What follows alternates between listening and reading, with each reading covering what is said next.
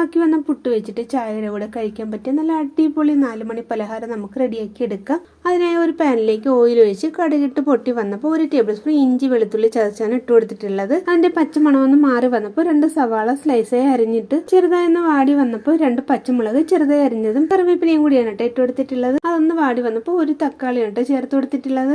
അതൊന്ന് നന്നായി വഴന്നു വന്നപ്പോൾ 2 ടീസ്പൂൺ ചില്ലി ഫ്ലേക്സ് ആണ് ചേർത്ത് കൊടുക്കുന്നത്. ഇനി നമുക്ക് പാകത്തിലുള്ള ഉപ്പ് കൂടി ചേർത്ത് കൊടുക്കാം. എല്ലാം കൂടി നന്നായിട്ടൊന്ന് ഇളക്കി കൊടുക്കാം.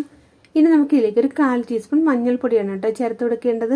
മസാല നന്നായിട്ടൊന്ന് മിക്സായി വന്നിട്ടുണ്ട്. ഇതിലേക്ക് രാവിലത്തെ ബാക്കി വന്ന ഗോതമ്പ് പുട്ടൊന്ന് പൊടിച്ച് ചേർത്ത് കൊടുക്കുന്നുണ്ട് കേട്ടോ. ഇനി നമുക്ക് ഈ പുട്ടും മസാല എല്ലാം കൂടി നന്നായിട്ടൊന്ന് മിക്സാക്കി എടുക്കാം. ഇനി നമുക്ക് ഇതിലേക്ക് ഒരു മുട്ട സ്ക്രംബിൾ ചെയ്താണ് ചേർത്ത് കൊടുക്കുന്നത്.